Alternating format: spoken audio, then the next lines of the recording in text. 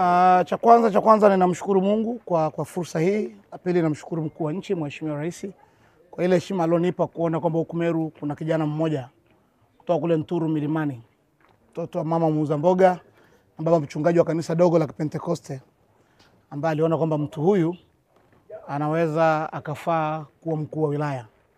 Nimetumika kwenye wilaya 4, mikoa 4 tofauti.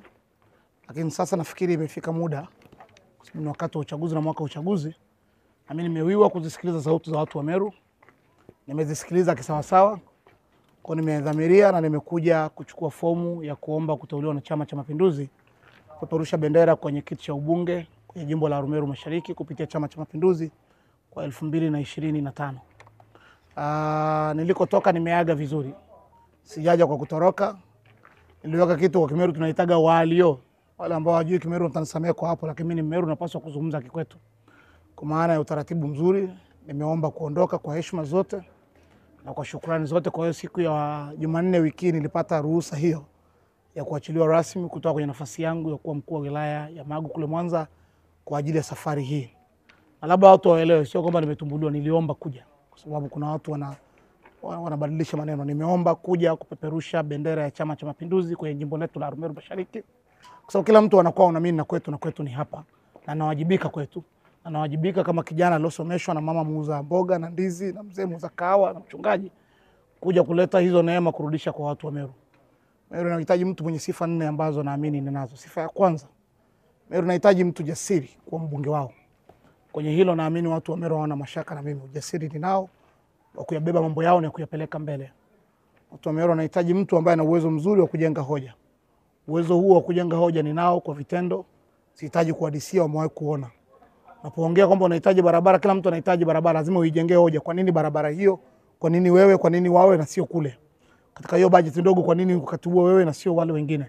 Hilo nalo naamini ninalo la ujenzi mzuri wa hoja. Lakini lingine, Meru inahitaji mtu ambaye ana uwezo wa kuunganisha watu. Sifa hiyo ninayo, imeshuhudiwa kwa vitendo. Naweza nika cross vyama, naweza nika cross madhehebu na dini, naweza ku cross koo, naweza ku cross umri na mambo yote kama hayo, kuunganisha jamii ya Meru. Na sisi tumepitia mambo magumu kidogo huko nyuma kama jamii ya Meru, kwa hiyo tunahitaji kuendelea kujiunganisha bado.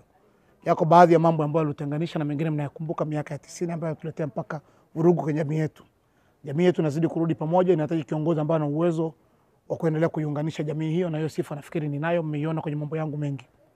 Na mwisho, Meru inahitaji mtu ambaye anazo sifa za kuaminika serikalini.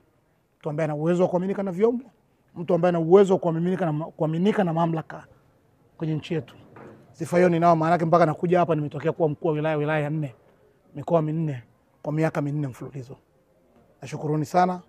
Nawaambia watu wa Meru nimewamisi mno, na wakati umefika, na wakati ndio huu, na tuna kila sababu ya kurudisha Meru kwenye ramani ya dunia. Na niko tayari kubeba msalaba huo nikishirikiana na wana Meru wenzangu. Kikubwa ninachoomba ni maombi yao, kwa sababu kazi hii sio nyepesi, vita hii sio nyepesi. Nimewahi kuipigana huko nyuma, nafahamu ilivyo, lakini nawahakikishia tu kwamba tutashinda, na utukufu wa pili utakuwa mkubwa kuliko ule wa mwanzo kama yasemavyo maandiko matakatifu.